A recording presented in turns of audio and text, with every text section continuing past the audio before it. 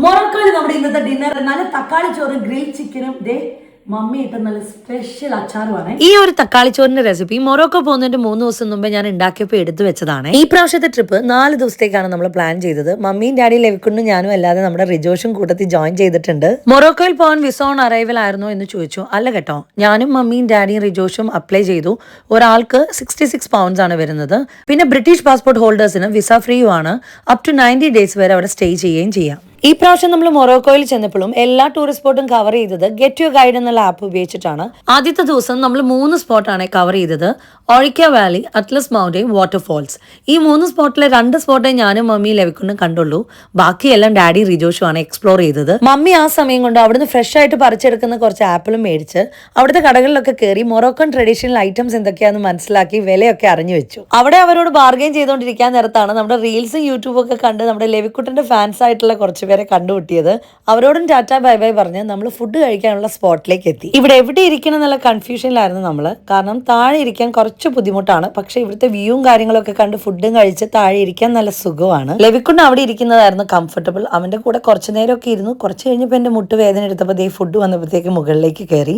അങ്ങനെ ഡാഡി വലിയൊരു മൗണ്ടെയിൻ, അതും അറ്റ്ലസ് മൗണ്ടെയിൻ കയറി വന്നിരിക്കുകയാണ്.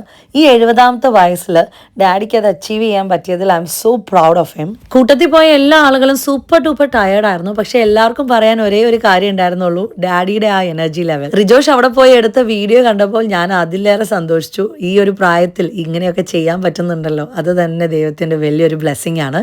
ആ ക്ഷീണം മാറ്റാനായിട്ട് ഞങ്ങൾ ഡാഡിക്കും മമ്മിക്കും ഒരു കപ്പിൾ സ്പായും റിജോഷിന് മൊറോക്കൻ ബാത്തും ബുക്ക് ചെയ്തു. അവര് വരുമ്പോഴേക്ക് നല്ല വിശപ്പാന്ന് അറിഞ്ഞതുകൊണ്ട് തന്നെ ഞാൻ പെട്ടെന്നുണ്ടാക്കിയ തക്കാളിച്ചോറാണ്. അതുകൊണ്ടാണ് വീഡിയോ എടുക്കാൻ പറ്റാഞ്ഞത്. നല്ല ഗ്രിൽ ചിക്കനും സെറ്റ് ചെയ്ത് വെച്ചു. പക്ഷെ ഞാൻ ഈ തക്കാളിച്ചോറിൽ എല്ലാ മസാലയും കൊണ്ടുപോകാത്തത് കാരണം ബിരിയാണി മസാലയുടെ ഒരു പാക്കറ്റാണ് ഇട്ടത്. ഇതാണ് ഒറിജിനൽ തക്കാളി ചോറിന്റെ റെസിപ്പി. നന്നായി ചൂടായ പാനിലേക്ക് 2 സ്പൂൺ വെളിച്ചെണ്ണ ഒഴിച്ച് കുറച്ച് ഗ്രാമ്പും ഏലക്കായും പട്ടയും ഒക്കെ ആഡ് ചെയ്തതിനു ശേഷം അരിഞ്ഞു വെച്ച വെളുത്തുള്ളിയും ഇഞ്ചി ആഡ് ചെയ്യുക. ഞാൻ 2 മീഡിയം സവാളയാണ് എടുത്തിരിക്കുന്നത്. സവാള ഇച്ചിരി കുറഞ്ഞാലും തക്കാളിക്ക് ഒട്ടും കുറവ് വരുത്തരുത്. ഞാൻ 6 മീഡിയം തക്കാളി എടുത്തിട്ടുണ്ട്. അത് നന്നായിട്ട് വഴറ്റി അങ്ങോട്ട് എടുക്കുക. എരിവ് കൂടുതൽ വേണ്ടവർക്ക് 4 പച്ചമുളക് യൂസ് ചെയ്യാം. ഞാൻ അരി എടുത്തിട്ടുള്ള ഗ്ലാസ് ആണ് കാണിക്കുന്നത്. ഇതിൽ ഞാൻ 2.5 ഗ്ലാസ് അരിയാണ് എടുത്തിരിക്കുന്നത്. അതുകൊണ്ട് ഞാൻ 5 ഗ്ലാസ് വെള്ളം ഇടുന്നുണ്ട്. 4 ഗ്ലാസ് വെള്ളം മതി, പക്ഷെ ലെവിക്കുണ്ട് കൊടുക്കുന്നുണ്ട്.